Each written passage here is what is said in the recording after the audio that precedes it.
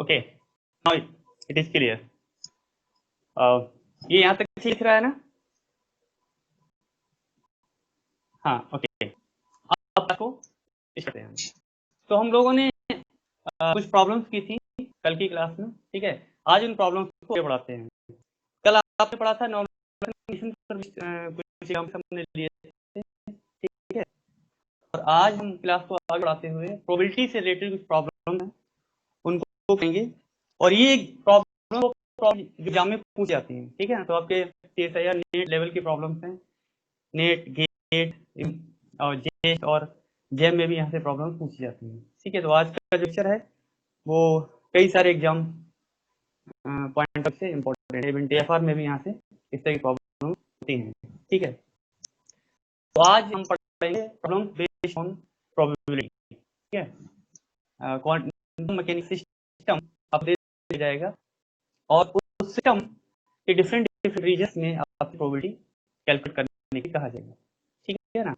कल के लेक्चर किसी कोई डाउट तो नहीं है, कोई प्रॉब्लम नहीं है? अगर है तो क्लियर कर लीजिए, बताइए। तो मेरा क्लास ही छूट गया। क्या छूटा क्लास, बताइए।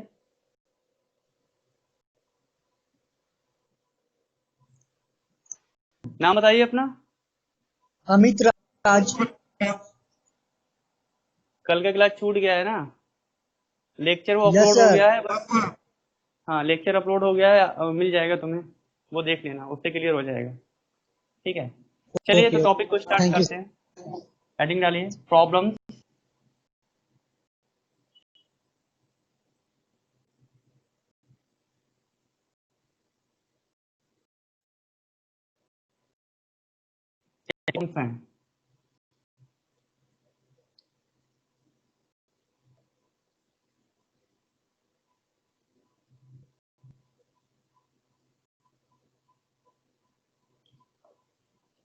ठीक है, क्वांटम मैकेनिकल सिस्टम के लिए, ठीक है। तो आप समझ जाएंगे, लिखने की जरूरत नहीं है। तो पहला क्वेश्चन लिखते हैं, लिखिए प्रॉब्लम नंबर 1। लिखिए यहाँ पर consider system, consider a particle of mass m,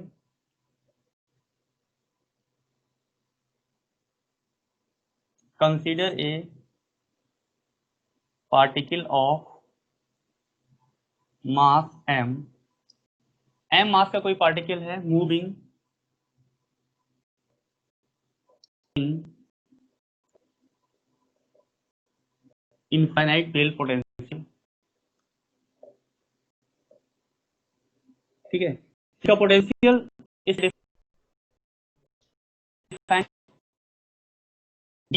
Bx equal to कि 0 है when x is less than, इसकी विड्थ मान लीजिए कोई भी है, मान लीजिए I मान सकते हैं या A मान सकते हैं, greater than 0 and infinite otherwise. ये आपका सिस्टम, इन्होंने सिस्टम पोटेंशियल इन्होंने डिफाइन कर दिया है, ठीक है। अब लिखिए what are the probabilities to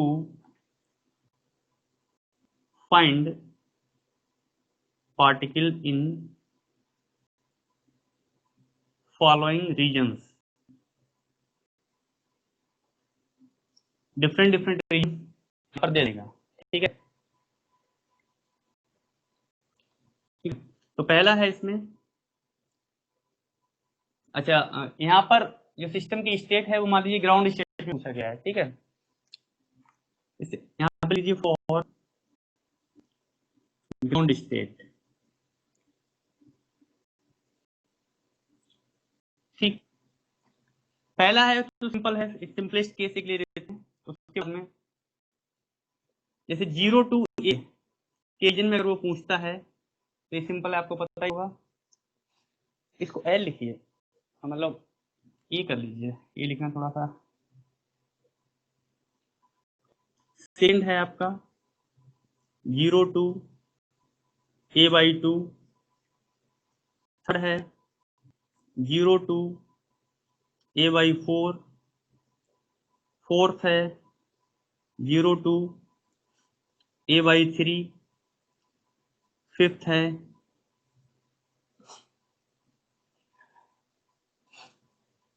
a/6 में भी फाइंड आउट कर सकते हैं 0 to a/6, सिक्स है मान लीजिए a/4 to सॉरी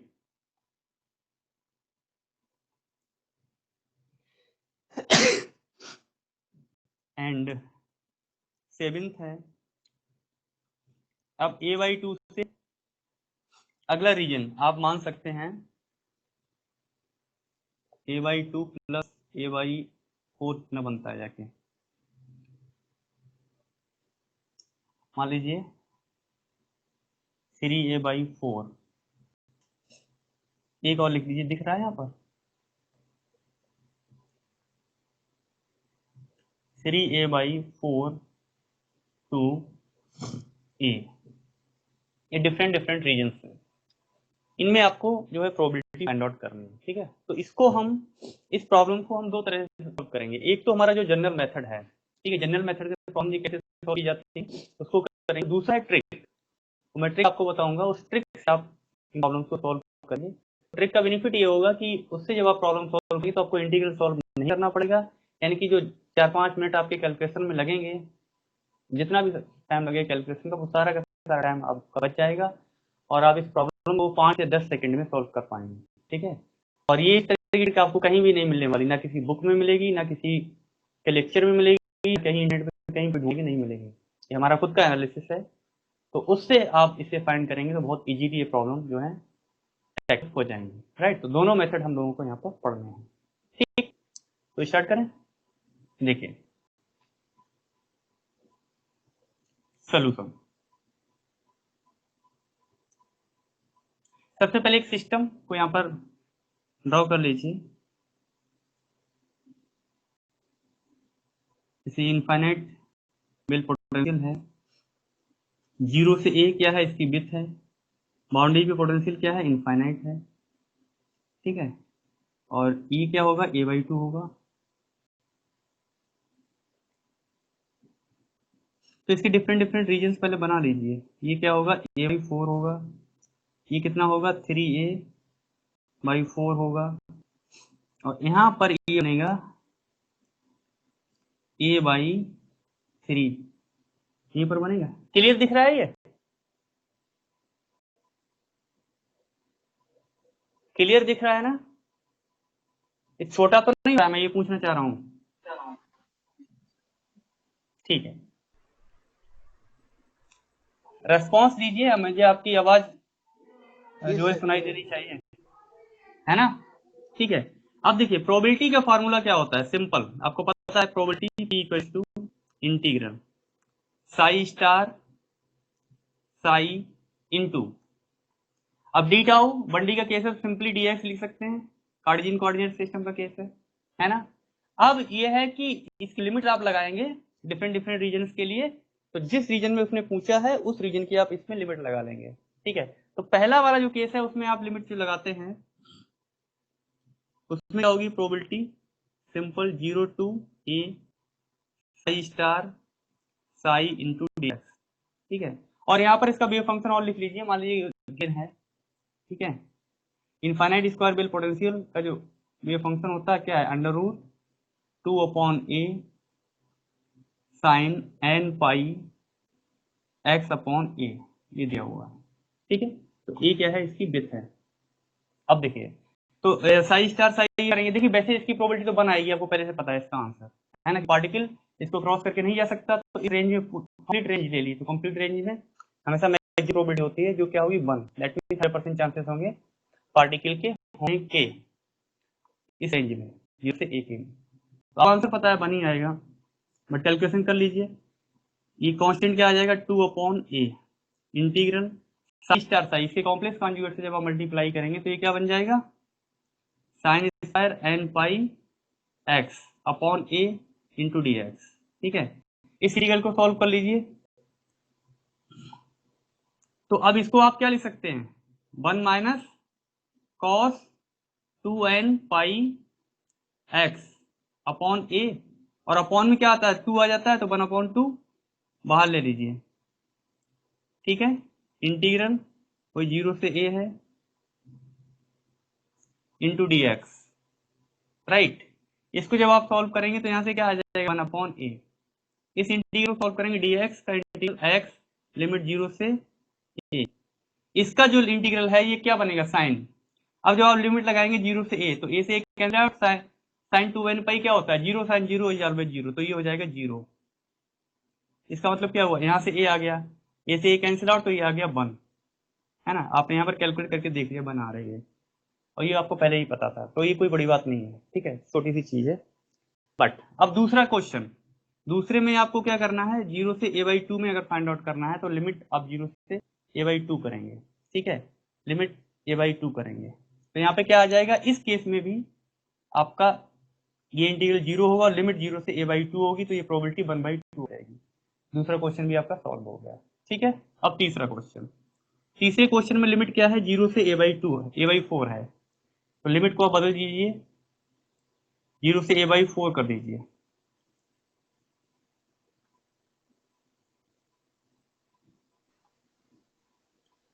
ठीक है।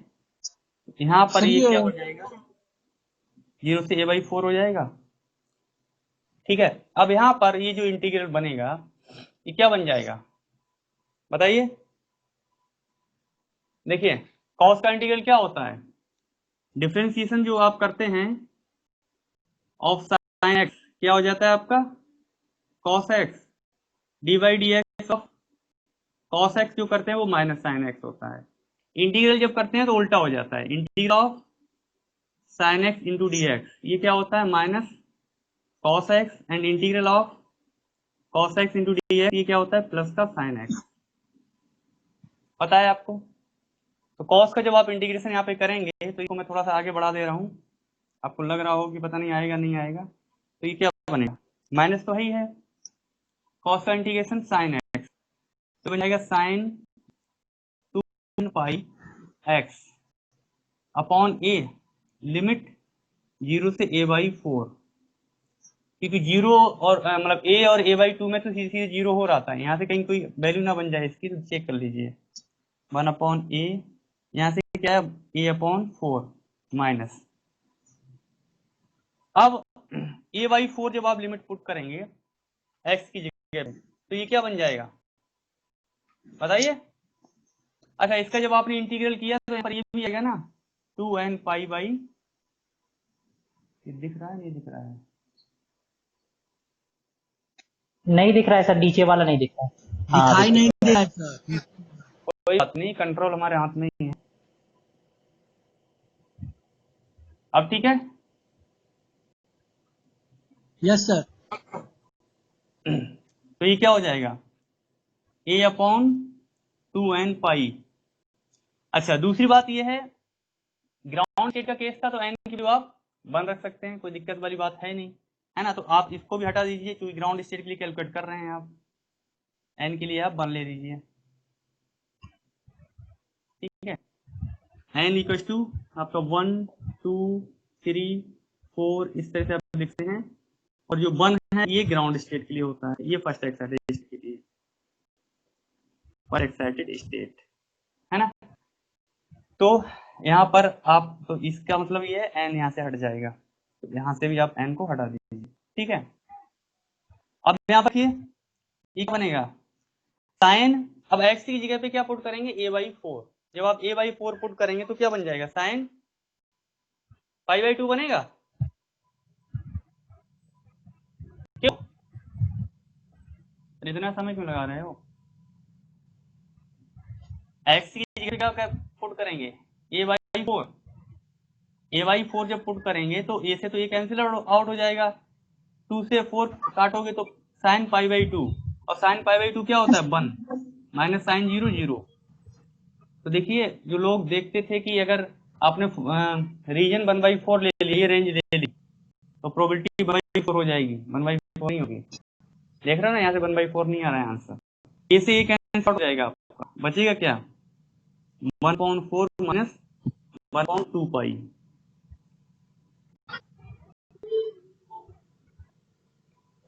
तो कल मैंने बोला था कि ये प्रोबेबिलिटी होगी अप्रोक्सीमेटली इक्वल टू 1/4 होगी, ठीक है ना। तो मतलब 1/4 थोड़ा सा कम भी हो सकती है, थोड़ी ज्यादा भी हो सकती है, और 1/4 भी होगी कुछ केसेस में। अभी आपने ग्राउंड स्टेट के केस में ये देखा कि ये प्रोबेबिलिटी जो है नहीं आ रही है, 1/4 से थोड़ी कम आ रही है, क्लियर है। इसी तरह से आप इसको सॉल्व करेंगे इस केस के लिए, किसके लिए, फोर्थ वाला। इसमें लिमिट क्या आ जाएगी, 0 से a/3, है ना। तो a/3 पुट करके कैलकुलेट कर लेंगे। ये भी आपका जो प्रोबेबिलिटी आएगी 1/3 नहीं आएगी, मतलब 1/3 से कुछ डिफरेंट आएगी। प्रोबेबिलिटी जो होगी फोर्थ वाले के लिए बता दे रहा हूँ आपको, 0 to a/3, ये प्रोबेबिलिटी आएगी 1/3 माइनस समथिंग आएगी, k is very small constant. इसी तरह से अगर आप इसको करेंगे फिफ्थ वाले लिए, ये कैलकुलेशन आप घर से करेंगे के लिए होमवर्क, ठीक है। फिफ्थ में क्या है, 2a/6, तो प्रोबेबिलिटी आएगी 1/6 माइनस k। अच्छा, ये प्लस के भी आ सकती है कभी कभी, बट इस केस में माइनस ही आएगी। अभी क्यों आएगी मैं ये बताऊंगा आपके लिए। यहाँ पर ये भी जानना जरूरी है कि 1/4 से कम क्यों आ रही है, एग्जैक्ट 1/4 क्यों नहीं आ रही है, कोई बता सकता है क्यों आ रही है। जनरल मेथड तो आपके पास यही है, अब आप कहोगे सर हमने फार्मूला कैलकुलेट किया और वहां से जो आया वही है, फिजिकल सिग्निफिकेंस क्या है, क्वांटम मैकेनिक्स, इसके पीछे की फिजिक्स क्या है, इसके पीछे क्वांटम मैकेनिक्स क्या है, यही है क्वांटम मैकेनिक्स की रियल स्टडी। तो डिस्कशन इन चीजों पर होना चाहिए। कितनी लैंग्वेज जो लिखी होती है ऐसे कर लो ऐसे कर लो, वो सब सबके चक्कर में नहीं पड़ता हूँ। कोई बता सकता है ये प्रोबेबिलिटी 1/4 से कम क्यों आ रही है, 1/4 एग्जैक्ट 1/4 क्यों नहीं आ रही?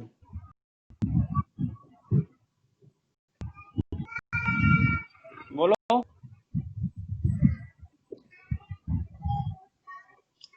सर क्योंकि यदि डिस्टेंस अगर कम होते चले जाएगा तो क्वांटम मैकेनिकल स्टेट आपका आते चले जाएगा और मर्ज करते चले जाएगा स्टेट, तो प्रोबेबिलिटी वहां पर वेरी करेगी। अच्छा, मान लीजिए डिस्टेंस मैं कहता हूं कि ग्राउंड स्टेट के लिए नहीं, आप फर्स्ट एक्साइटेड स्टेट के लिए कैलकुलेट करो, ऐसे बताइए। अगर मैं यही फर्स्ट एक्साइटेड स्टेट के लिए कैलकुलेट करूं तो हाँ, 0 से a/4 की रेंज में ये प्रोबेबिलिटी कितनी आएगी, 1/, मतलब मुझे इतना बता दो 1/4 ही आएगी, 1/4 से कम आएगी या 1/4 से ज्यादा आएगी, बताइए कोई भी बताइए कि थोड़ा बहुत भी अगर पढ़ा हो इसको। पढ़ा क्या होगा आप लोग, जो है किताबों में लिखा होता है, किसी ने बता दिया बस वही पढ़ लेते हैं, रट लेते हैं। उसका सिग्निफिकेंस क्या है, क्यों आई, क्या क्यों क्या, तो आप लोग करते ही नहीं है ना, सिखाया नहीं गया है। बट यहाँ काफी आप लोगों को डिफरेंट ट्रीटमेंट मिलेगा।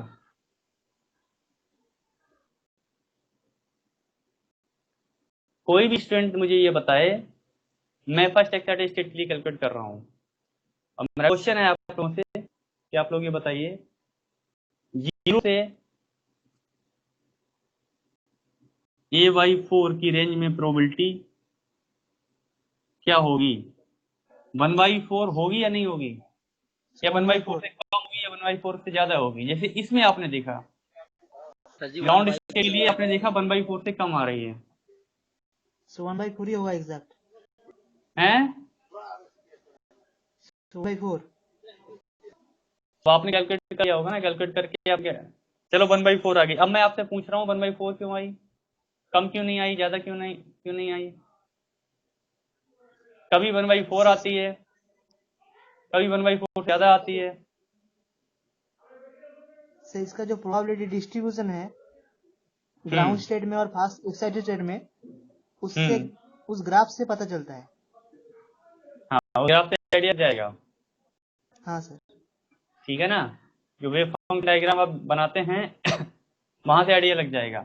अच्छा, अब मान लीजिए सेकंड एक्साइटेड स्टेट में मैं आपसे पूछता हूँ, इसके लिए जो है 1/4 आएगी, सेकेंड एक्साइटेड स्टेट में क्या आ जाएगी, बताइए।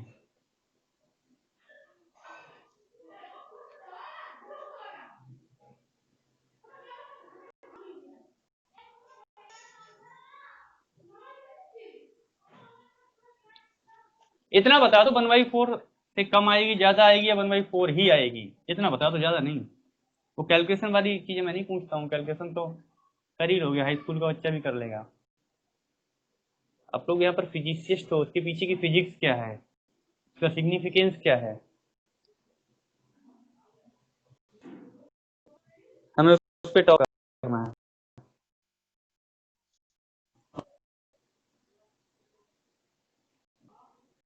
ठीक है, आप बताइए।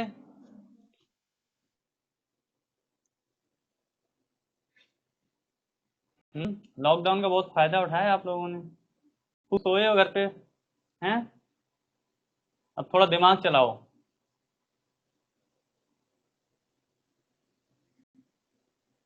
धीरज तुम बताओ।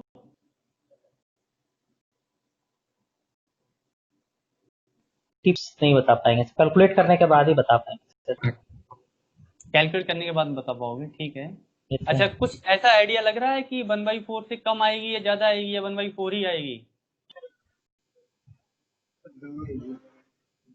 ज्यादा आना चाहिए सर। ज्यादा आ सकती है। ओके, और एम माधवन, महादेवन,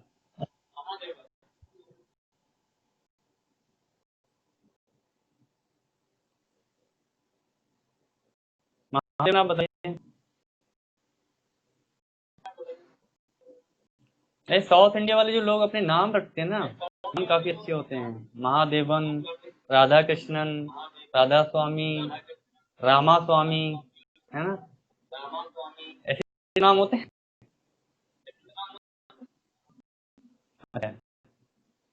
चलिए,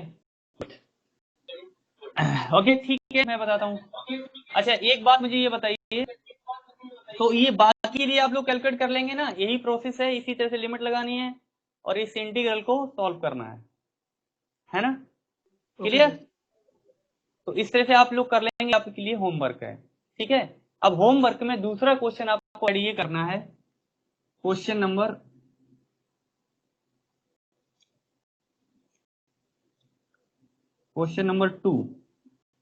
2 है, n इक्वल टू 2, यानी फर्स्ट एक्साइटेड स्टेट के लिए ये सारी वैल्यूज कैलकुलेट करनी है, ठीक है।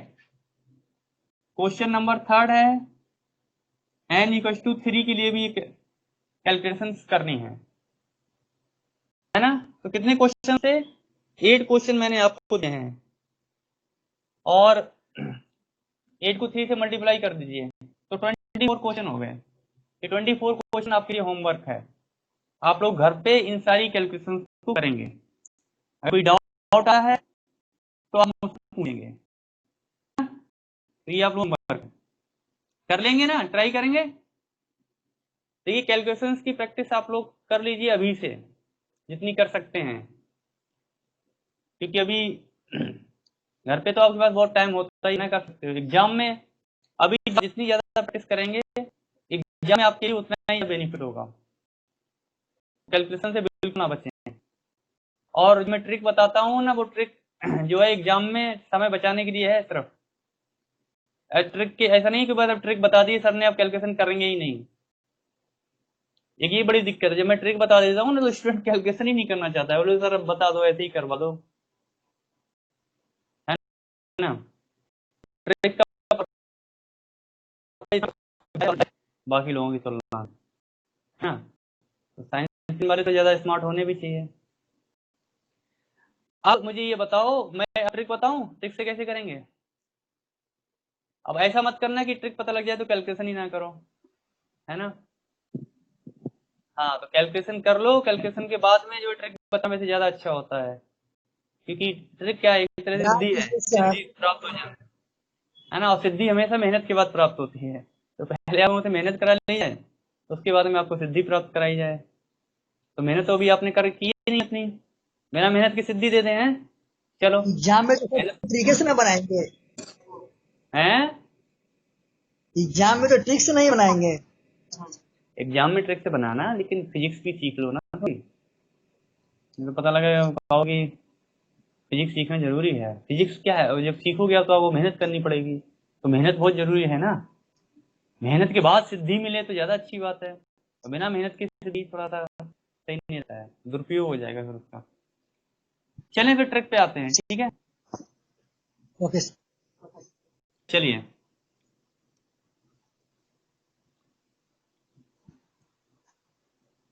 अभी इसको अरेंज कर ही दो।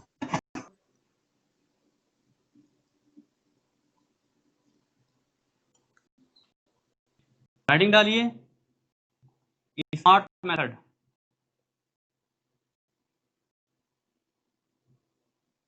इससे आप लोग स्मार्ट हो जाएंगे। हैं, ट्रिक कैसे करते हैं सॉल्व। ट्रिक को समझने के लिए पहले आपको वेव फंक्शन डायग्राम आना चाहिए, ठीक है। तो हम वेव फंक्शन डायग्राम को समझते हैं पहले। इनफाइनाइट स्क्वायर वेल पोटेंशियल जो होता है, उसका जो वेव फंक्शन होता है ग्राउंड स्टेट के लिए, ये क्या होता है,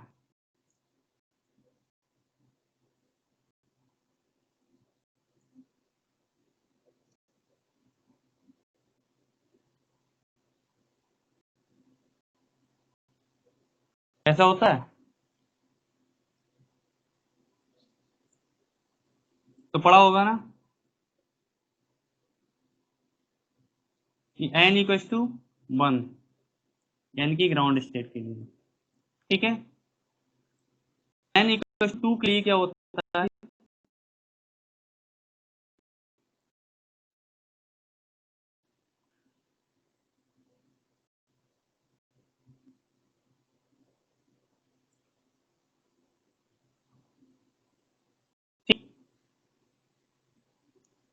ये आपकी फर्स्ट एक्साइटेड स्टेट हो गई, ठीक है ना। और n इक्वल्स टू 3 के लिए तो थोड़ा सा और आगे बढ़ाएं।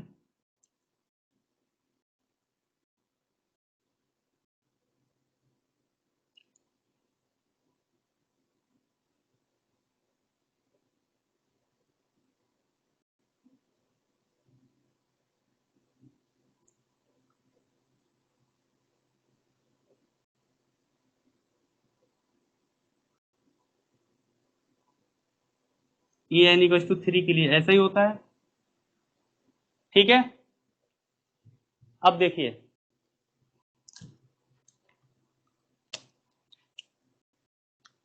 ये है आपका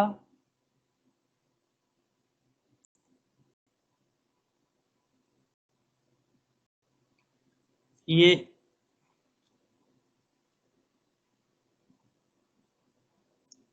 अब ये ध्यान रखना, ये कट कहां पे कर रहा है, यहां पे नहीं कर रहा है,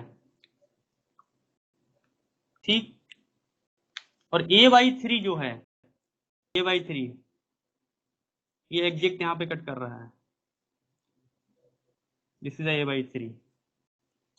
इसी तरह से यहां पे अगर आप देखेंगे दिस, तो a/3 ये प्लस a/3 कितना हो गया, 2a/3। तो ये वाला जो होगा ये 2a/3 होगा, दिस, ठीक है। तो ये वाला जो कट यहाँ पर होगा वो इस तरह से होगा। डायग्राम चाहो तो बाद में बना लेना आराम से, क्योंकि वीडियो तो आपको मिल ही जाएगा, है ना, यही फायदा है इसका। अब मुझे एक बात बताइए, आपने पढ़ा होगा नोड और एंटी नोड्स। नोड और एंटी नोड्स क्या होते हैं, जहां पर वेव फंक्शन बेस करता है उसको आप नोड बोलते हैं, और जहां पर वेव फंक्शन बेनिस नहीं करता है, मतलब जहां पर आपको पीक मिलती है, या तो हाईएस्ट वैल्यू मिले या लोएस्ट, वो एंटी नोड कहलाता है ना। तो जो ग्राउंड स्टेट है, ग्राउंड स्टेट के लिए आप देख रहे हैं यहाँ पर वेव फंक्शन बाउंड्री पे बेनिस करता है, तो बाउंड्री वाले तो काउंट नहीं होते हैं, यहाँ पे पोटेंशियल इनफाइनाइट होता है। इसके अंदर वेव फंक्शन कहीं भी कट नहीं कर रहा है, मतलब इसके लिए नोड क्या है, 0, नो नोड। यहाँ इसके लिए एक नोड मिल रहा है, n इक्वल टू 1 के लिए वेव फंक्शन यहाँ पे बेनिस हो रहा है, यहाँ 2 बार बेनिस हो रहा है, तो यहाँ पे नोड 2 हैं, राइट। एंटी नोड की बात करें तो ग्राउंड स्टेट के लिए एक एंटी नोड है, यहाँ पर मैक्सिमम वैल्यू मिल रही है ए वैल्यू पर, और दो एंटी नोड्स मिल रहे हैं, एक यहाँ पर a/4 पर मैक्सिमम वैल्यू मिल रही है और 3a/4 पर मिनिमम वैल्यू मिल रही है, तो दो एंटी नोड हो गए इसके लिए। n equals to 3 means second excited state, ये आपकी सेकेंड एक्साइटेड स्टेट कहलाएगी, यही second excited state.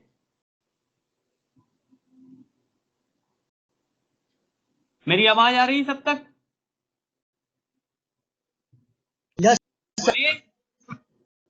Yes sir. हाँ ओके।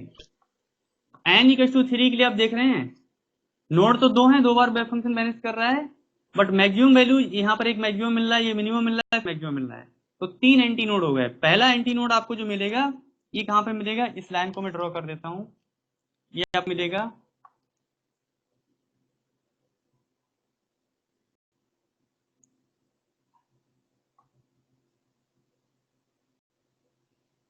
यहाँ पर, ये a/6 होगा यानी a/3 का हाफ, और नोड कहाँ पे मिल रहा है, a/3 पे, इसी से 2a/3 पे आपको नोड मिल रहा है, फिर ये जो मैक्सिमम मिल रहा है ये जानते हो कहाँ पे मिलेगा, 2a/3 प्लस a/6 पे, 2a/3 प्लस a/6, इसको ऐड करो कितना हो गया 6, 3 2 जा 2 और 4 एक 5, 5a/6, तो ये जो है आपका, यहीं पे लिख दूं, ऐसे लिख दे रहा हूं, ये 5a/6 है, ये वाला पॉइंट। तो ये वेव फंक्शन डायग्राम समझ में आया? ग्राउंड स्टेट ये होती है, इसे ड्रॉ करेंगे, फर्स्ट एक्साइटेड स्टेट इस तरह से, थर्ड वाला ये है। अब यहाँ कहाँ पर मिनिमा कहाँ पे मैक्सिमम मिल रहा है वो आपने यहाँ पर, ठीक है, वो पॉइंट्स यहाँ पर रिप्रेजेंट कर दिए आपने, क्लियर? अब देखो समझने वाली बात क्या है, तो जो हम बात कर रहे थे कि प्रोबेबिलिटी कई बार तो उतनी ही मिल जाती है, 1/4 मिल रही थी, कई बार 1/4 से ज्यादा, कई बार 1/4 से कम मिलती है, वो क्यों मिलती है? यहाँ पर जो ग्राउंड स्टेट का वेव फंक्शन है, तो ये क्या है, वेव फंक्शन ये है, तो वेव फंक्शन की मैक्सिमम वैल्यू यहाँ पर मिल रही है, तो सबसे ज्यादा चांसेस होते हैं पार्टिकल के यहाँ पर a/2 पर होने के। इसके बाद में फिर ये घटते जाते हैं, जैसे आप बाउंड्री की तरफ जाएंगे तो इसकी जो प्रोबेबिलिटी है डिक्रीज करती जाएगी, ठीक है? तो अब क्या है, जो प्रोबेबिलिटी है, मतलब 0 से 1 की रेंज में तो मैक्सिमम होगी, उसमें कोई डाउट नहीं है, ठीक है ना? अब a/2 में क्या है, हाफ मिल रही है, तो याद रखना कि अगर वेव फंक्शन या तो जिस पॉइंट पर यानी जिस रीजन पे आप कैलकुलेट कर रहे हैं, जैसे 0 से a/2 में कैलकुलेट कर रहे हैं, तो 0 से a/2, तो a/2 पे आप देख लीजिए जो वेव फंक्शन है वो क्या है, वहां पर आपको मैक्सिमम मिनिमम मिल रहा है या नहीं मिल रहा है, यानी कि नोड या एंटी नोड मिल रहे हैं या नहीं है मिल रहे हैं। अगर नोड या एंटी नोड अगर आपको मिल रहे हैं तो उस केस में प्रोबेबिलिटी में जो आप कांस्टेंट टर्म ऐड करते थे या कांस्टेंट टर्म को सब्स्टिट्यूट करते थे, उसको करने की जरूरत नहीं है। यानी कि अगर आप 0 से a/2 में कैलकुलेट कर रहे हैं, a/2 का मतलब टोटल लेंथ का हाफ है, तो प्रोबेबिलिटी एग्जैक्टली हाफ ही होगी, ना हाफ से ज्यादा होगी ना हाफ से कम होगी, क्योंकि यहाँ पर a/2 पर आप जो वेव फंक्शन है यहाँ पर आपको एंटी नोड मिल रहा है, ठीक है ना? अब मान लीजिए, अब मैं a/4 की बात करता हूँ, 0 से a/4 में, और ऐसा क्यों होता है समझ लीजिए, जो प्रोबेबिलिटी होती है वो डायरेक्टली प्रोपोर्शनल होती है area under the curve, curve कौन सी, जो आपका वेव फंक्शन है, यानी कि अगर आपने ग्राउंड स्टेट या फर्स्ट एक्साइटेड स्टेट किसी भी स्टेट के लिए अगर आपने वेव फंक्शन का डायग्राम बना दिया, तो आप ये चेक कीजिए कि जो वेव फंक्शन आपने बनाया है और जिस रीजन में आप प्रोबेबिलिटी कैलकुलेट कर रहे हैं, ठीक है ना, तो उस रीजन में जो एरिया है वो टोटल एरिया का कितना है, अगर ये ज्यादा से ज्यादा एरिया कवर कर रहा है तो प्रोबेबिलिटी भी ज्यादा से ज्यादा होगी, कम एरिया कवर कर रहा है तो प्रोबेबिलिटी भी उतनी ही कम हो जाएगी, यानी एरिया की डायरेक्टली प्रोपोर्शनल है, जो प्रोबेबिलिटी है directly proportional to area under the curve.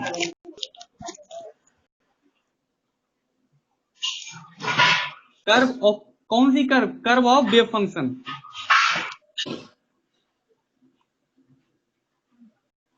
बात आ रही समझ में? अब समझने वाली बात क्या है, इसको बहुत आराम से समझो, इससे समझने में कितना भी टाइम लग जाए, यहाँ पर जल्दबाजी बिल्कुल नहीं करेंगे, ठीक है?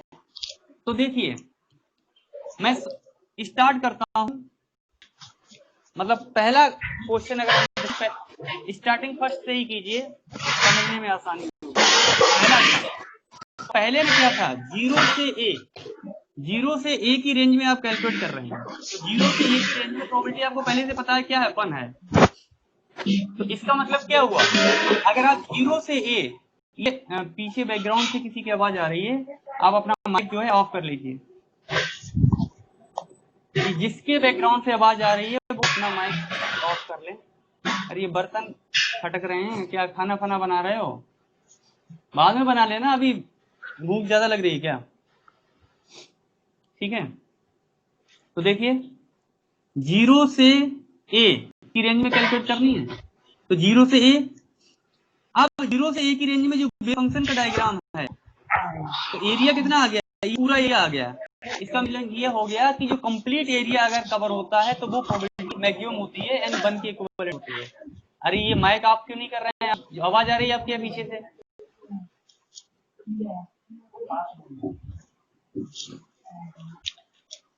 मैं यहाँ पे फिर म्यूट ऑल कर दूंगा, चेक करूं क्या? बड़े बच्चे हो, थोड़ा बड़े बच्चों की तरह किए, ठीक है? तो 0 से a की जो रेंज है, 0 से a की रेंज में आप अगर इसका एरिया, क्या कर रहे हो भैया, या माइक ऑफ कीजिए अपना, माइक ऑफ करिए, सुनाई नहीं दे रहा है कुछ। मेरी आवाज आ रही है नहीं आ रही है? आपकी आ रही है सर, बैकग्राउंड में कुछ आवाज आ रहा है ज्यादा। भाई आप लोग माइक ऑफ कीजिए ना, जिसके बैकग्राउंड से शोर हो रहा है।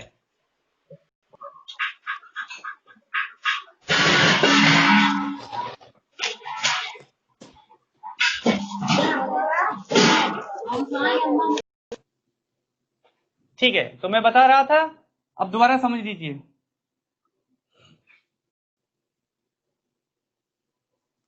कि देखिए 0 से a में को कैलकुलेट करना है, तो 0 से a में आप देखेंगे तो ये पूरा एरिया आ रहा है, तो ये पूरा एरिया जो है प्रोबेबिलिटी आपकी 1 है, तो दैट मीन्स कंप्लीट एरिया जो है उसको आप 1 की इक्विवेलेंट मान लीजिए। अब यहां से कहानी आगे शुरू होती है, 0 टू a/2 प्रोबेबिलिटी आपकी कितनी आई थी, हाफ, और हाफ क्यों आ रही है वो देख लीजिए।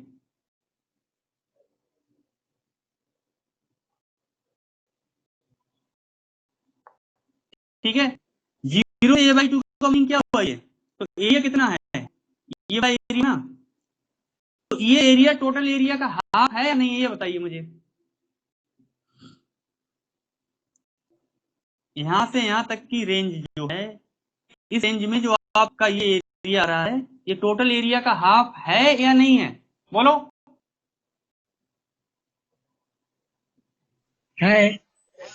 है, इसीलिए प्रोबेबिलिटी हाफ है।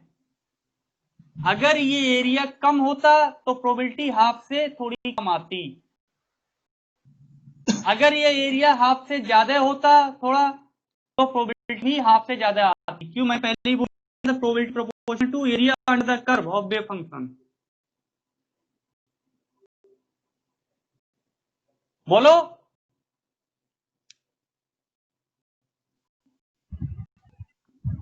ये बात क्लियर हुई या नहीं?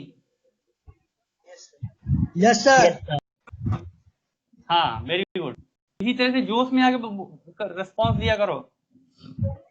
अब देखिए, अब अगला करते हैं, third, 0 to a/4, 0 to a/4 में प्रोबेबिलिटी देखते हैं। 0 टू a/4 में देखिए, इस बार मैं एरिया को कलर कर देता हूं। a/4 यही है ना, 0 से a/4 जो रेंज है यही है ना, ये ठीक। तो 0 से a/4 वाला ये एरिया हो जाएगा, इसको मैं रेड मार्कर से रेड कर दे रहा हूं। आराम से समझो, यहां पर कोई जल्दबाजी नहीं है। अब हमको ये देखना है कि ये जो एरिया है 0 से a/4 की रेंज में जो एरिया आया, ठीक है, वो एरिया टोटल एरिया का 1/4 है, यानी एग्जैक्टली यस सर 1/4 है, या 1/4 से कम है, या 1/4 से ज्यादा है। तो टोटल एरिया तो ये है। अब ये कैसे पता लगाएंगे? वैसे तो डायग्राम तो दिख ही रहा है। 2 बात करो, थोड़ा कम है सर 1/4। हाँ, 0 से a/2 में देखिए एरिया 0 से a/2 में तो एग्जैक्टली हाफ है ना। अब 0 से इधर वाला भूल जाओ, 0 से a/2 पे आ जाओ। 0 से a/2 में ये एरिया जो है टोटल एरिया हाफ है, चलो ठीक है।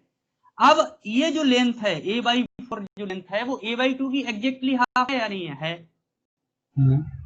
0 से a/4 जो लेंथ है वो a/2 की एग्जैक्ट हाफ है। तो इसका मतलब ये है कि आप ये जो डायग्राम यहाँ पर ये लाइन अगर खींचते हैं तो एरिया एग्जैक्ट हाफ नहीं है, इधर वाला एरिया देखो ज्यादा हाँ सर, इधर वाला एरिया थोड़ा कम है ना। अगर आप ये वाला देखें रीजन, तो यहां से कंक्लूजन क्या निकला कि लेंथ तो एग्जैक्टली हाफ है, बट एरिया जो है एग्जैक्टली हाफ नहीं है। एग्जैक्टली हाफ नहीं है इसका मतलब क्या है? एग्जैक्टली हाफ होता तो 1/4 होता ना पार्ट, तो 1/4 कम हुआ। क्या निकला कि 1/4 में जो एरिया हुआ है वो एरिया टोटल एरिया का 1/4। ये आप माइक ऑफ कीजिए, आवाज आ रही है। महादेव ने कौन है? आप लोगों को ये इंस्ट्रक्शंस कब तक देने पड़ेंगे? ठीक है, तो ये क्लियर हुआ सबके लिए। तो क्योंकि ये एरिया क्या है 1/4 से कम है, इसीलिए प्रोबेबिलिटी क्या आएगी? 1/4 से कम आएगी। तो आप माइनस के मान लीजिए, हालांकि के की वैल्यू बहुत कम ही होगी। 1/4 माइनस के, ये प्रोबेबिलिटी हो जाएगी। तो आप देखते ही बता सकते हैं कि प्रोबेबिलिटी क्या है, 1/4 है या 1/4 से कम है या 1/4 से ज्यादा है। अरे आवाज आ रही है पीछे से, क्या कर रहे हो आप लोग?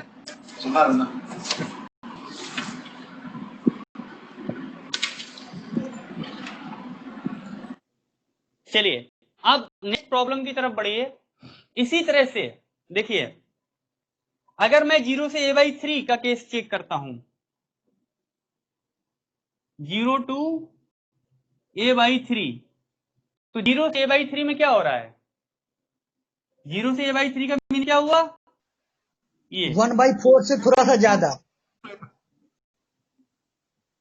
हाँ 1/4 से तो ज्यादा होगा, बट मतलब ये कितना बनेगा जाके? प्रोबेबिलिटी जो होगी, आप ये देखिए कि 0 से a/3 में ये जो एरिया कवर होगा वो 1/3 से कम आएगा।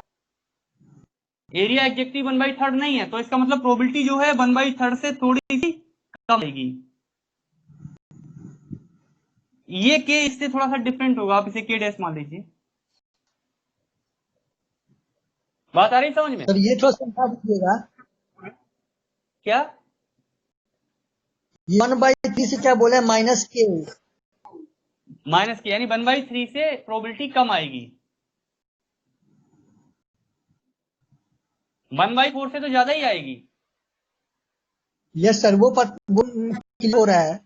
वो तो क्लियर है, 1/3 से कम आएगी। अब 1/3 से कम क्यों आएगी? क्योंकि 0 से a/3 की रेंज में अगर आप इसका एरिया चेक कर रहे हैं, टोटल एरिया जो है उससे 1/3 से कम एरिया कवर हो रहा है इसमें। Yes sir, yes sir. हाँ, इसलिए प्रोबेबिलिटी 1/3 से थोड़ी सी कम होगी। ठीक, अब आगे देखिए। Okay sir. अब मैं आपसे कहता हूं, आप कैलकुलेट कीजिए a/4 से a/2 में। तो देखिए a/4 to a/2, का जो रीजन है, तो a/4 से a/2 का रेंज क्या है?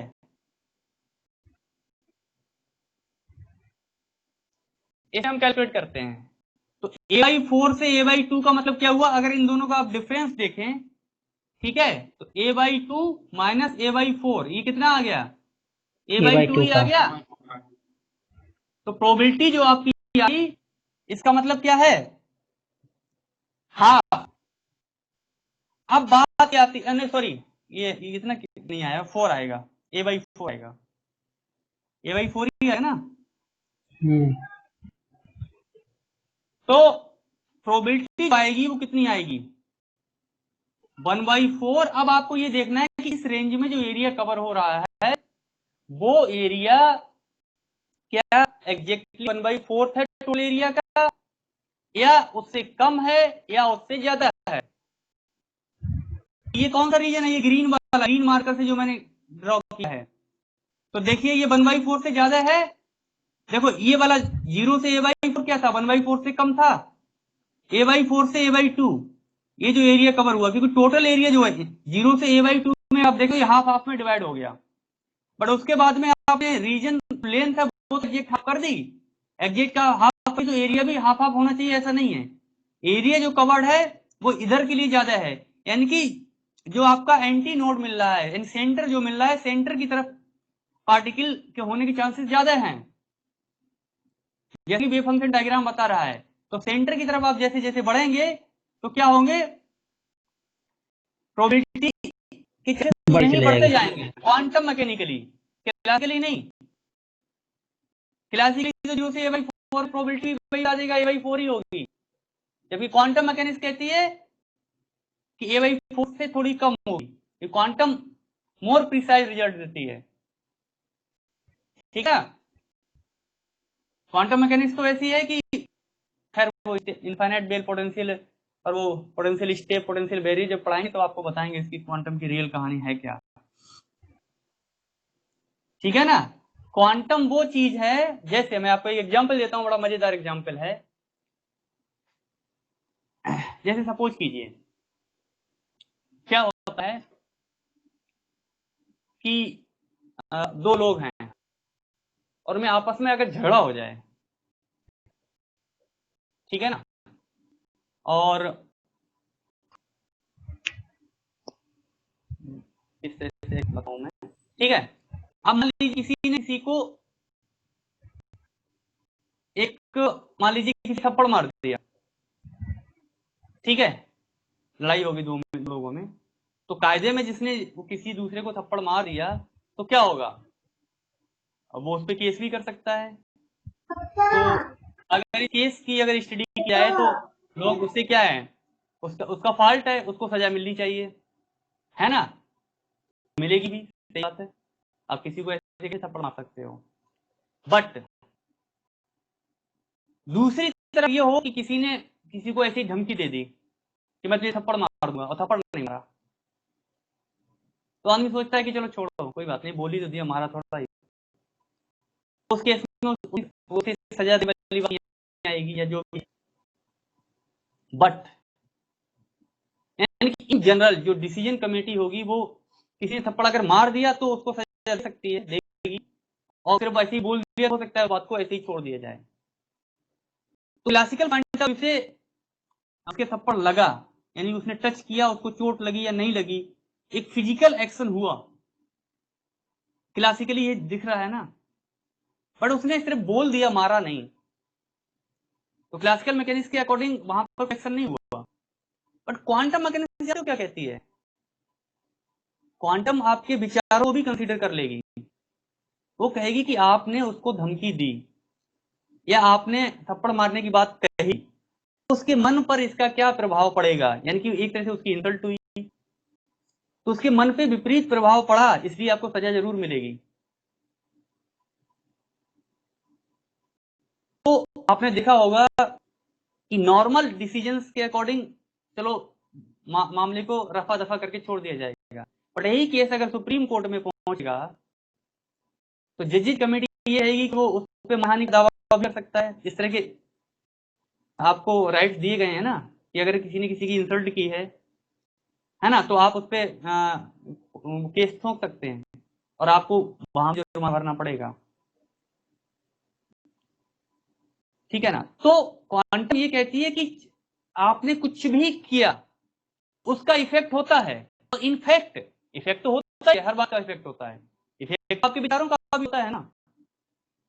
तो क्वांटम वो चीज है जो हर चीज को समझती है, मोस्ट सेंसिबल।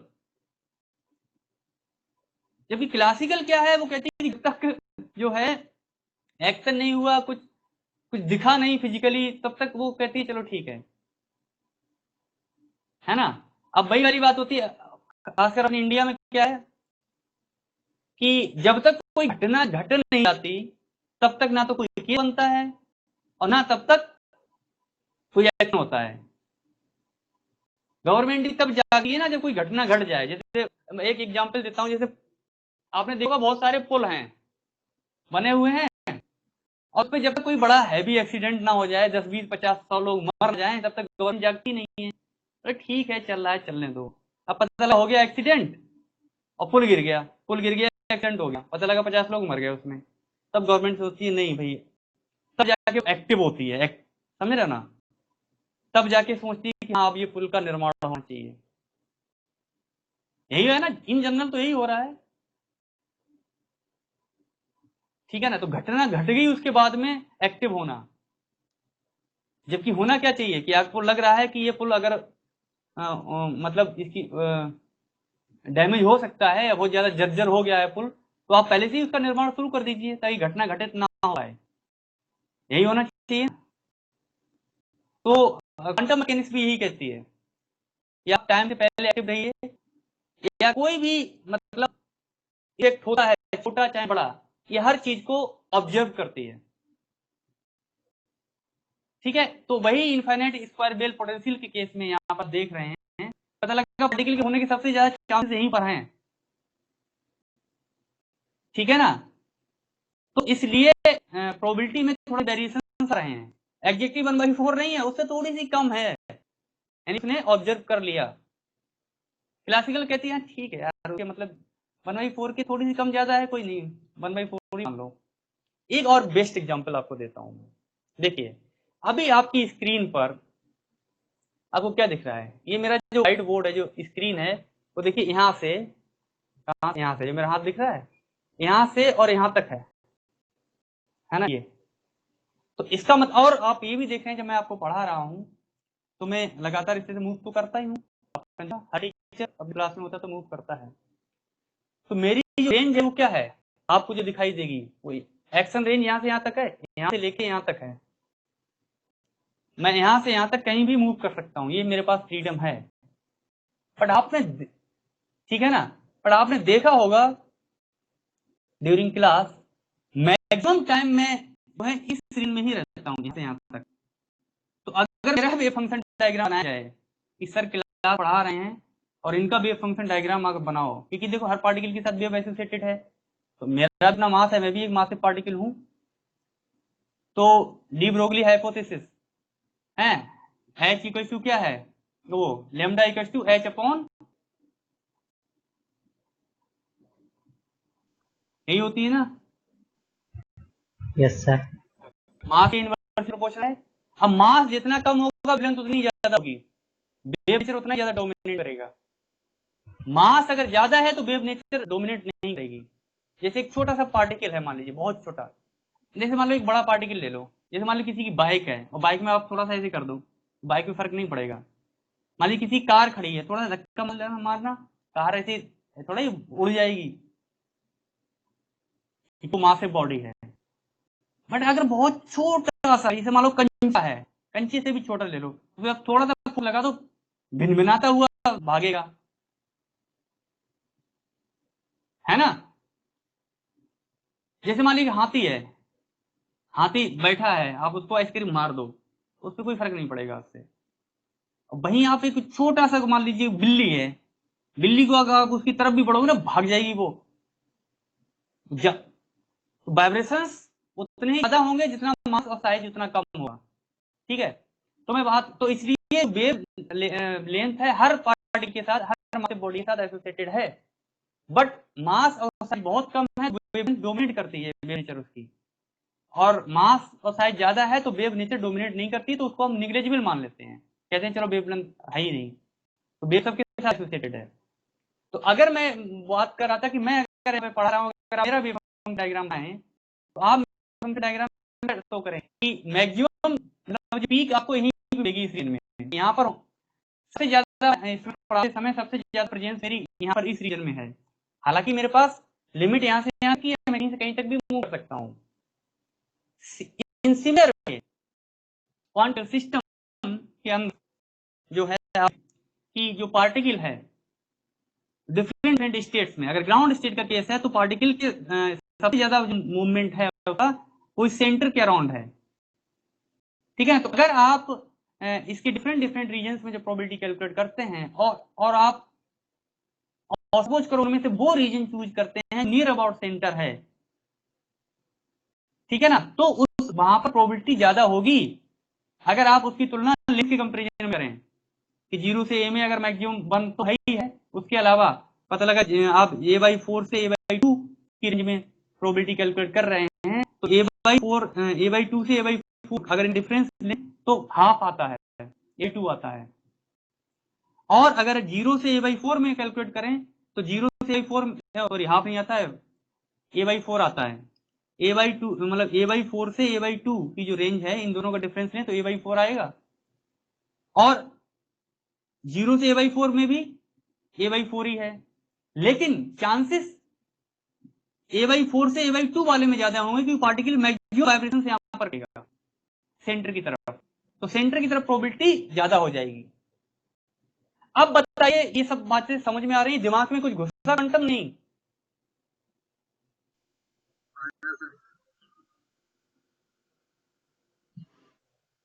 बोलो। आया सर। हैं? Yes sir. अरे थोड़ा मतलब सही से बोलो, रिस्पॉन्स तो सही से दीजिए। Yes sir. क्लियर? सब लोग बताइए, बाकी लोग क्यों बोल रहे हैं?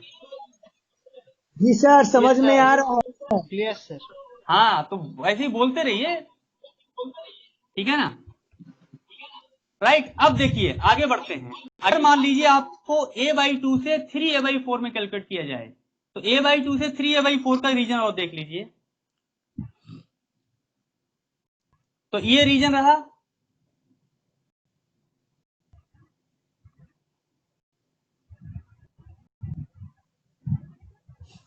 अमित राज, अमित राज आवाज आ रही है मेरी? Yes sir. कल तुम गए थे ना, कल तुमने लेट ज्वाइन किया था तो समझ में नहीं आया था ठीक से, आज आ रहा है?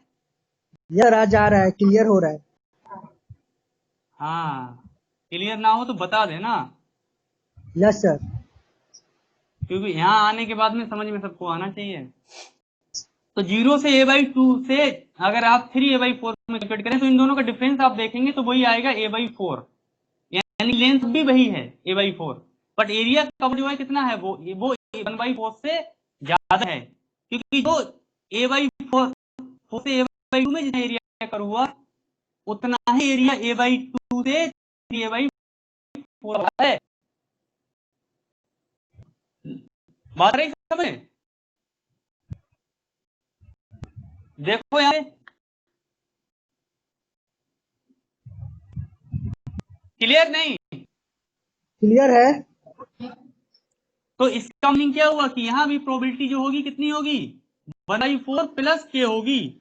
अच्छा यहाँ पे नहीं लिखे आते, 1/4 प्लस के यहाँ पर भी होगी और 1/4 प्लस के यहाँ पर भी होगी, और एक और है, ये दोनों प्रोबेबिलिटी इक्वल होंगी, यानी कि प्रोबेबिलिटी a/4 टू इस रेंज में जो प्रोबेबिलिटी है ये इक्वल टू होगी प्रोबेबिलिटी a/2 टू 3a/4, क्योंकि यूकल एरिया कवर हो रहा है एग्जैक्ट यूकल, ये प्रोबेबिलिटी भी एग्जैक्टली यूकल आएंगी। बताओ ठीक है ना? ठीक है सर। चलिए, और किसी को कोई डाउट नहीं? ये मोनिका, आप बताइए, आवाज आ रही है मेरी?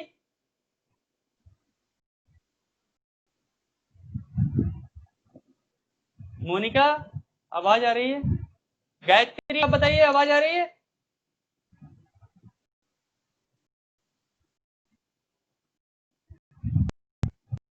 गायत्री, तुम्हारी आवाज मुझे सुनाई नहीं दे रही यहाँ पर। आप चैट थ्रू भी बता सकते हैं और पूछ सकते हैं।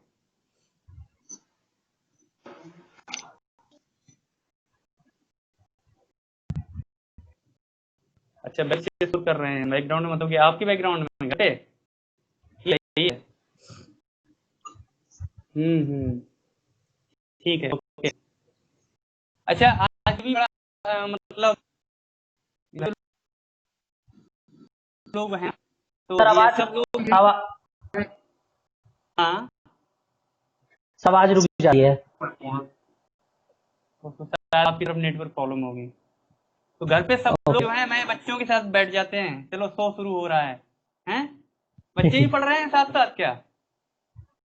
क्यों? अच्छा, तुम लोग तुम पढ़ लो, चलो ठीक है, अच्छा रखना। चलिए, ये कुछ लोग जो शादीशुदा लोग हैं, ये बच्चों को लेके जो बैठ जाते हैं, इनके बच्चों को बड़ा अच्छा इंस्पिरेशन मिलता होगा कि मम्मी पढ़ रही है ना? हाँ, ठीक है। बच्चों को बड़ा मतलब मैसेज जाएगा कि भाई हमारी मम्मी पढ़ रही है। लोग होंगे कि हमारे पापा क्लास अटेंड कर, इनके मानना एडवांस सिस्टम बन गया, डिजिटल इंडिया का सपना साकार हो गया है। चलिए, अच्छा, अब बात करते हैं, अब इसी तरह से देखिए 3A/4 से ए की जो रेंज है,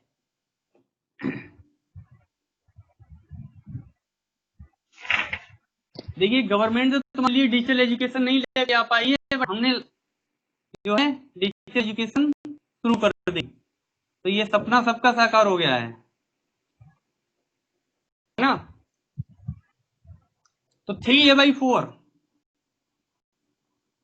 से ए की रेंज में अगर कैलकुलेट करें, तो देखिए यहां पर जो प्रोबेबिलिटी आएगी, ये एग्जैक्टली वही आएगी जो 0 से A/4 में आई थी।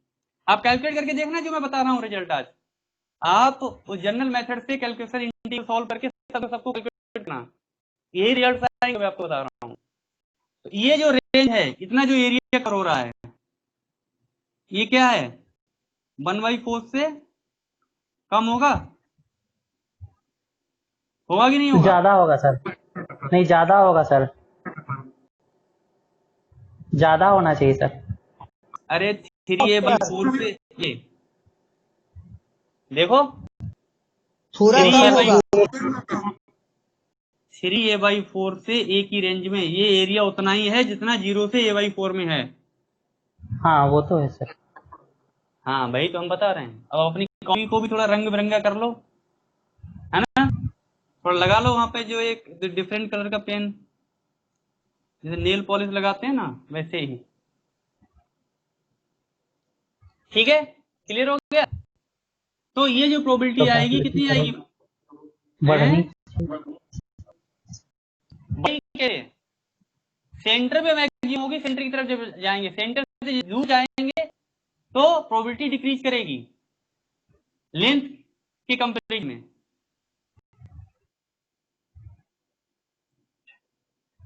ठीक है सर। अब सीधी सीधी बात है, एरिया की टर्म्स में देखो ना, मैंने क्या बोला है, T is proportional to area under the curve of the wave function, ठीक है ना? तो ये रीजन क्या है इतना ही। अब ये प्रोबेबिलिटी एग्जैक्टली किसके यूज होगी? ये वाली जो होगी, इसी वाले की यूज होगी, ये भी मैं यहां लिख दे रहा हूं। प्रोबेबिलिटी जो है 3A/4 टू ए जो होगी, ये होगी प्रोबेबिलिटी 0 टू A/4 के, ये कंपेरिजन कर लेना। आप कैलकुलेट करोगे, कैलकुलेट करके इसे फाइंड करोगे, मैंने आपको ऐसे ऐसे बता दिया डायरेक्ट, भाई समझ? तो ये ग्राउंड स्टेट का जो है डिस हो गया। अब आते हैं फर्स्ट एक्साइटेड स्टेट पे। फर्स्ट एक्साइटेड स्टेट के केस में क्या होगा, देखिए यानी कि n इक्वल टू हम 1 का केस ले रहे हैं, मतलब 2 का। n इक्वल टू 1 आपका ग्राउंड स्टेट था, ये आपकी फर्स्ट एक्साइटेड स्टेट हो गई। फर्स्ट एक्साइटेड स्टेट में देखिए यहाँ पर कोई फर्क नहीं पड़ेगा, 0 से a में तो वही रहेगा क्योंकि पूरा एरिया 0 से a/2 देखेंगे तो आधा आंसर इधर आधा इधर, तो a/2 ही रहेगा। ये मतलब 0 से a/2 में हाफ ही रहेगी वोल्टी। अब बात आती है 0 से a/4 में, तो ये देखिए 0 से a/4 ये है। अब देखना जरा 0 से a/4 ये है,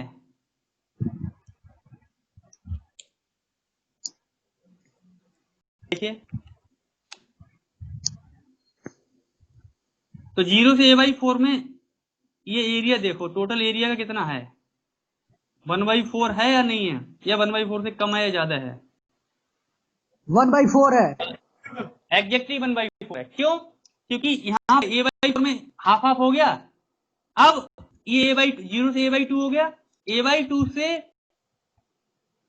जो a/4 है लेंथ तो 1/4 हो गई, लेकिन एरिया भी ये कर्व जो है एग्जैक्टली हाफ पे कट कर रहा है, तो इसके इधर का भी उतना ही है, इसके इधर का भी उतना ही है ना। तो n = 1 के लिए मतलब यहाँ पर कैलकुलेट करेंगे सेकंड वाला, ये वही आएगा। यहाँ पर देखिए 0 से a/4 में जो प्रोबेबिलिटी आपकी आएगी वो 1/4 आएगी, क्योंकि एरिया एग्जैक्टली कितना है, 1/4 ही है। इसी तरह से अगर आप यहाँ पर कैलकुलेट करें a/4 से a/2 में, a/4 से a/2 में अगर आप कैलकुलेट करेंगे तो यहाँ पर क्या होगा, ये वाला भी कितना है, एग्जैक्ट 1/4 ही है।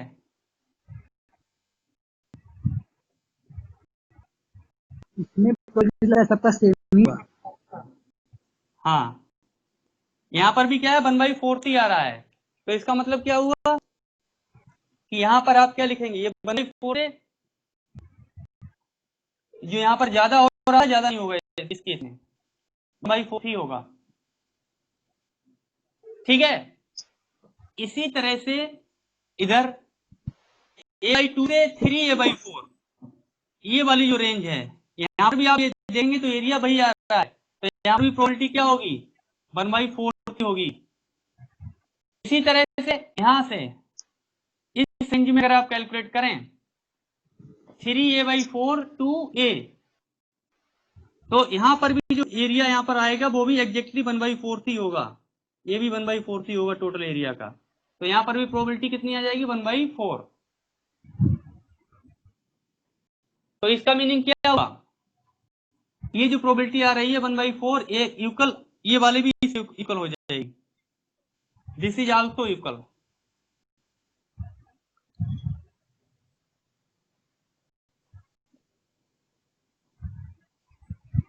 आ रही समझ में? यस हाँ सर। सर। चलो क्लियर। अब यस सर। अब मान लीजिए हम n = 3 की बात करते हैं, n = 3 की जब बात करेंगे तो देखिए n = 3 में आप पहले वाला नहीं है, 0 से a/2 में आप कैलकुलेट करेंगे तब भी ये वेव फंक्शन आधा इधर हो गया, मतलब एरिया जो है। तो 0 से a/2 में भी प्रोबेबिलिटी जो है मतलब 1/2 यानी हाफ आएगी। बट उसके बाद जब आप कैलकुलेट करेंगे a/4 में, a/4 में जब आप कैलकुलेट करेंगे तो देखिए इतना, ये जो एरिया है टोटल एरिया के कंपैरिजन में अगर आप यहां से देखें 0 से a/4, तो ये उससे ज्यादा एरिया कवर कर रहा है 1/4 से। ठीक है, तो यहाँ इस केस में जो प्रोबेबिलिटी आएगी 0 से a/3 में, अच्छा ये a/4 क्यों ले लिया, a/3 है ना, ओके a/4, ठीक है, a/4 बार हम कैलकुलेट कर रहे हैं, तो a/4 में ये 1/4 प्लस की आएगी प्रोबेबिलिटी, ज्यादा एरिया कवर करेगा। अब 0 से a/3 में अगर आप कैलकुलेट करते हैं 0 से a/3 में, तो a/3 पे ये देखिए a/3 आ रहा है, तो a/3 पर ये वेव फंक्शन कितना आ गया, ये पूरा हो गया, ये वेव फंक्शन 3 पार्ट में डिवाइड है। अब 0 से a/3, फिर a/3 से ये वाला, इसको मैंने कुछ लिखा था, कितना था a/3 और a/3,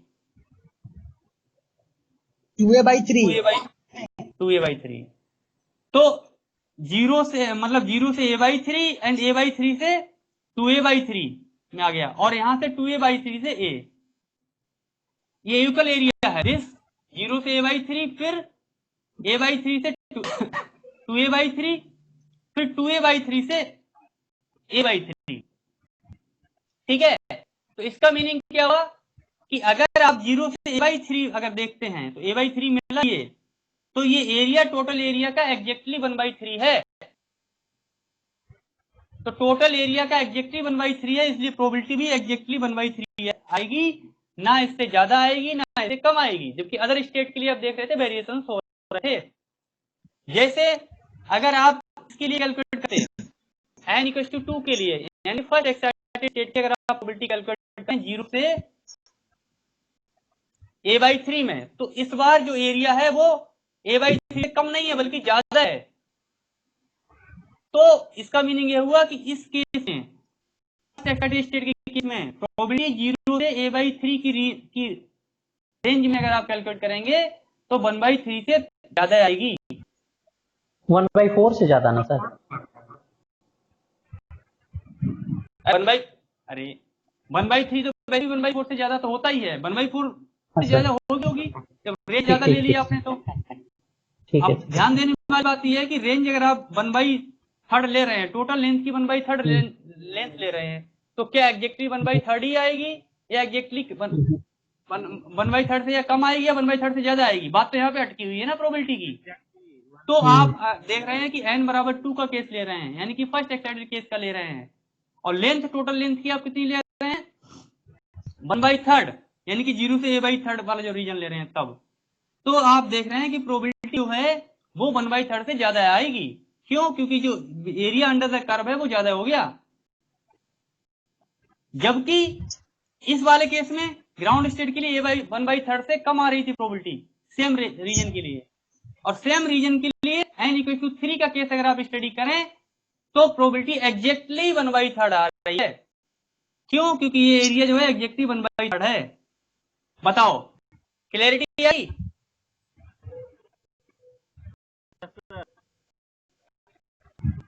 बोलो। Yes sir. हाँ, सब लोग बोला करो, ये बाकी लोग क्या कर रहे हैं? ये माइक ऑन करने में तो मतलब लगा कि कौन ऑन करे हैं। माइक ऑन करने के लिए मैं सिर्फ मना करता हूँ किसी के बैकग्राउंड से शोर हो रहा होता है, अदरवाइज मुझे कोई दिक्कत नहीं है। अब जितना चाहो उतना पूछो। तो ये मेथड, ये चीजें आपने कभी इससे पहले कभी पढ़ी थी? नहीं सर। हाँ, चलो अब तो पढ़ ली ना। अब यस कुछ फील हो रहा है ना, अंदर से थोड़ा एडवांस फील कर रहे हो? अब सर क्वांटम फील हो रहा है सर।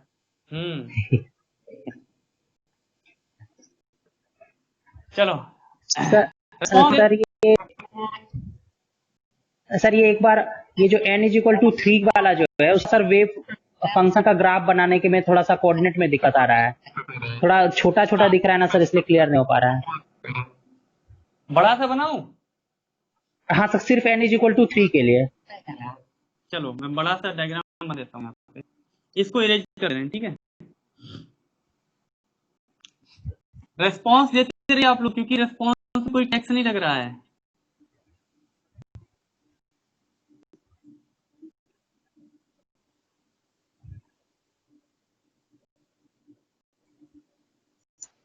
n = 3 हम बनाते हैं। Yes sir.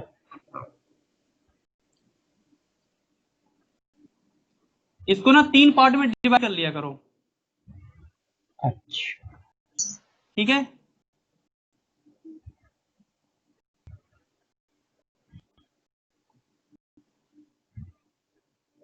तो 3 a/3 हो जाएगा, a/3 प्लस यहां से यहां तक a/3, तो ये 2a/3, और a/3 का हाफ a/6। ठीक है, तो अब ये जो वेव फंक्शन है क्या इस तरह जाएगा,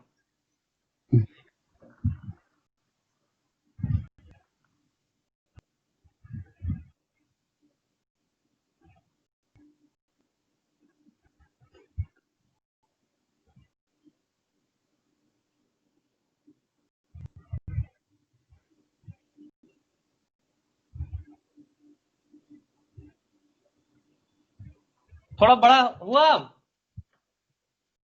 हाँ सर। अब ठीक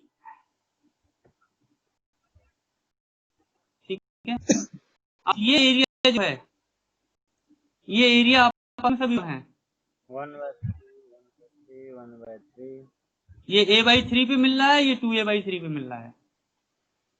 और ये जो पीक मिलेगी ये a/4 में लिख दिया, a/6 है इसका हाफ। a/6 तो यहाँ पे जो पीक मिलेगी वो a/6 पे मिलेगी, और ये बैनिस होगा a/3 पे। इसी तरह से यहाँ पर 2a/3 पे बैनिस हो जाएगा, और यहाँ पर ये जो पीक मिलेगी आपको, ये जानते हो मिलेगी 2a/3 प्लस a/6 पर। तो ये कितना हो गया 6 एलसीएम, तो ये 4 और 5a 5a 6 ठीक है। तो अब इनके अलग अलग रीजन्स का मैं एक्सप्लेन करता हूं। तो आपने देखा, अब मैं इसको हटा दे रहा हूं, अब देखिए। तो यहां पर देखिए क्या हो गया 0 से a/4, अच्छा इसको छोड़ो, तो 0 से a/3, 0 से a/3 में आपने देख लिया एग्जैक्टली 1/3 आ गई, ठीक है। इसी तरह से a/3 टू a/3 में जो प्रोबेबिलिटी है वो भी क्या होगी 1/3 ही होगी, ठीक है, क्योंकि ये भी 1/3 एरिया कवर कर रहा है। इसी तरह से 2a/3 टू अगर आप a तक कैलकुलेट करें तो इन दोनों का डिफरेंस भी क्या आ रहा है 1/3 आ रहा है ना। हाँ इसका सर भी 1/3 1/3 आ ही रहा हो। है, तो प्रोबेबिलिटी इसकी भी 1/3 होगी, ठीक है। अब देखिए कैलकुलेट करते हैं कौन से रीजन में, 0 से a/0 टू a/6, तो ये प्रोबेबिलिटी 1/6 आएगी, क्योंकि ये जो रीजन है, ये जो एरिया कवर हो रहा है वो टोटल एरिया का 1/6 हुआ, एग्जैक्ट ठीक है। आप उससे कैलकुलेट करके देख लेना बात है, ठीक है। इसी तरह से a/6 से a/3 में प्रोबेबिलिटी भी 1/6 आएगी, इस रीजन में 1/6 आएगी, a/6 टू a/3 ये भी प्रोबेबिलिटी 1/6 आएगी। अदर वेरिएशन होंगे अगर आप मतलब जैसे इससे कैलकुलेट करें a/4 देख रहे थे। अच्छा इसको एक एग्जांपल मैं ये भी बता देता हूँ, 0 से a/4, 0 से a/4 का तो हमने ले लिया यहाँ पे, कोई दिक्कत वाली बात नहीं है। इसी तरह से a/3 से a/2 तक अगर आप कैलकुलेट करें तब भी 1/6 ही आएगी, यहाँ से यहाँ तक भी 1/6, यहाँ से यहाँ तक 1/6, यहाँ से यहाँ तक 1/6, इन सबको कैलकुलेट करेंगे तो जोड़ के 1 हो जाएगी। अब बात ये आती है कि अगर आप प्रोबेबिलिटी कैलकुलेट करें किस रेंज में, a/6 से, ये थोड़ा टेढ़ा करो क्वेश्चन, a/6 से a/2 में कैलकुलेट करो तो प्रोबेबिलिटी कितनी आएगी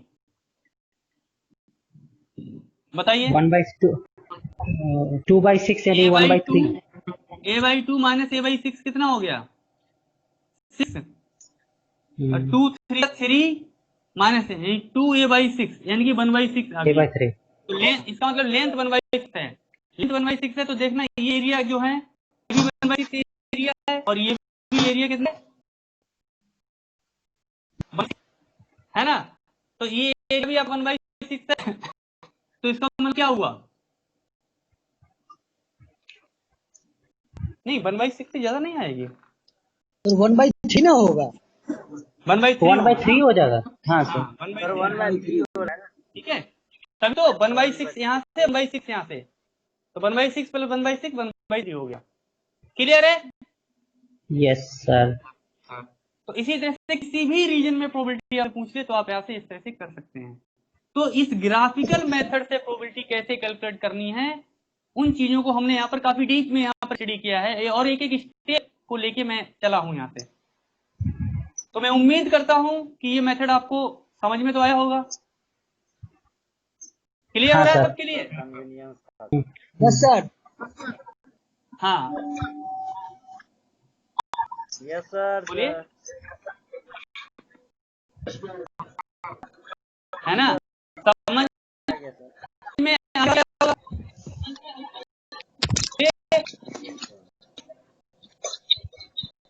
इंटरेस्टिंग है या नहीं है? काफी sir. Very interesting. Okay, thank you. तो जो है अब आपकी मैथमेटिकल फिजिक्स की क्लास स्टार्ट होगी, ठीक है ना? तो मैं आपको 10 मिनट का टाइम दूंगा। 10 मिनट में आप लोग चाय पानी जो भी पीना है पी लीजिए, ठीक है? तो इसके बाद में क्लास को स्टार्ट करेंगे। और हाँ, आज एक चीज जो है, मम्मी मेरा खाना जिन बना। हाँ जो स्टूडेंट का जिन स्टूडेंट्स का मैथमेटिकल फिजिक्स का जो पहला लेक्चर छूट चुका है, फर्स्ट लेक्चर जो मैथमेटिकल फिजिक्स का अटेंड नहीं कर पाए हैं, आज वो क्लास भी होगी, यानी कि वो लेक्चर रिपीट होगा, ठीक है? तो आप लोग चाहें तो वो लेक्चर भी आप कर सकते हैं। अभी जो उसका लेक्चर होगा मैथमेटिकल फिजिक्स का, वो जहां पर उन्होंने लेफ्ट ओवर किया था कल, वहीं से आगे बढ़ाएंगे, बट उसके बाद में वो फर्स्ट लेक्चर को रिपीट करेंगे। तो जिनका जो लोग अटेंड नहीं कर पाए थे वो लोग उसको अटेंड कर लें, है ना? तो वो क्लियर हो जाएगा। और बाकी अगर कोई वैसे भी अगर करना चाहे तो आप उस लेक्चर को कर सकते हैं। सर सर आज जो मैथमेटिकल फिजिक्स का जो क्लास होगा 6 से हाँ 7 वाला, उसमें कल हाँ, का रिपीट होगा। फर्स्ट क्लास का रिपीट रिपीट होगा ना? फर्स्ट क्लास अभी रिपीट नहीं होगा। अभी जो क्लास शुरू होगी वो वहीं से आगे बढ़ेगी जहां कल छोड़ दिया गया था, ठीक है? सर वो नहीं, वो उसके बाद 6 से 7 वाला। हाँ बिल्कुल, मैंने जो शेड्यूल ग्रुप में अपडेट किया था उस ग्रुप में मेंशन किया है कि 6 से 7 जो है वो लेक्चर रिपीट हुआ, स्टार्टिंग वाला जो बेसिक्स वगैरह थे वो फिर से बताएंगे। Okay sir. ठीक है ना? और मैं समझ रहा हूँ मैथमेटिकल फिजिक्स भी आप वो लोग बहुत एंजॉय कर रहे होंगे, क्योंकि जो सर हैं, सर का पढ़ाने का तरीका बहुत अलग है ना? और सर तो जो है वैसे भी IIT कानपुर से पढ़े हुए हैं और इस समय इसरो में उनका काम चल रहा है। तो आप लोग जो हैं उनका काफ़ी डिफरेंट तरीका है पढ़ाने का और बहुत ही इंटरेस्टिंग है ना? तो मैं उम्मीद करता हूँ कि आप लोगों को मैथमेटिक्स भी आप लोग बहुत इंजॉय कर रहे होंगे। और इसी से सारी फैकल्टी जो है बहुत ही एक्सपीरियंस फैकल्टी है यहाँ पर, और आप लोगों को मैं समझता हूँ कि इससे कोई दिक्कत नहीं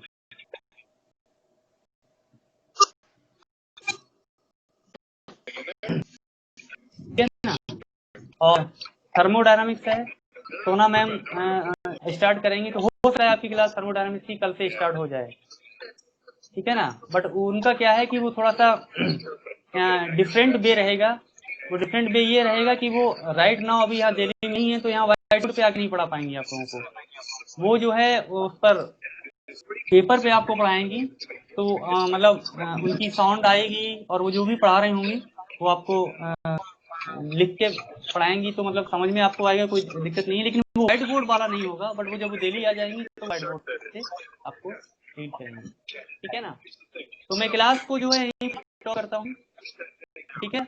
और हाँ, एक चीज ध्यान ये रखना कि ये लेक्चर अपलोड हो गए हैं, मैं बस थोड़ी देर में अभी जो है इनको शेयर कर दूंगा, आपके व्हाट्सएप ग्रुप में भी आ जाएंगे, फेसबुक पर भी आ जाएंगे। तो आप लोग जो है इनको अपने फ्रेंड सर्कल में थोड़ा इनको जो है रोटेट कीजिए, शेयर कीजिए, लाइक भी कीजिए और कमेंट भी कीजिए। आपको आप लोग खुद ही कह रहे हैं आपको लेक्चर अच्छा लगा, तो आप उस पर कमेंट भी कीजिए और चैनल को सब्सक्राइब कर दीजिए। अगर किसी चैनल को अभी तक सब्सक्राइब ना किया हो तो चैनल को सर आप उसको सब्सक्राइब जरूर करें और अपने सर फ्रेंड सर्कल। आपके हाँ, सर क्वांटम का लेक्चर सर कल वाला सर कहाँ अपलोड हुआ है?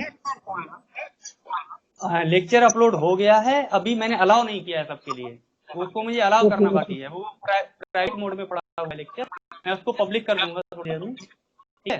तो पब्लिक कर दूंगा तो वो सबके लिए दिख देगा, है ना? वो साइंस विजन का जो इंस्टीट्यूट चैनल है यूट्यूब पर, उस चैनल पे आपको मिलेगा।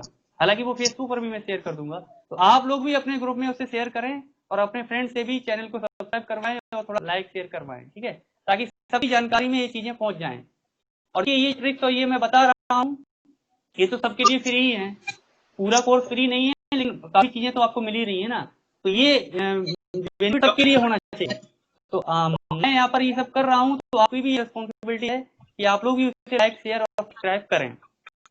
ठीक है ना। और अपने फ्रेंड सर्कल में जितना ज्यादा से ज्यादा रोटेशन इसका हो सकता है उतना आप लोग, ठीक है।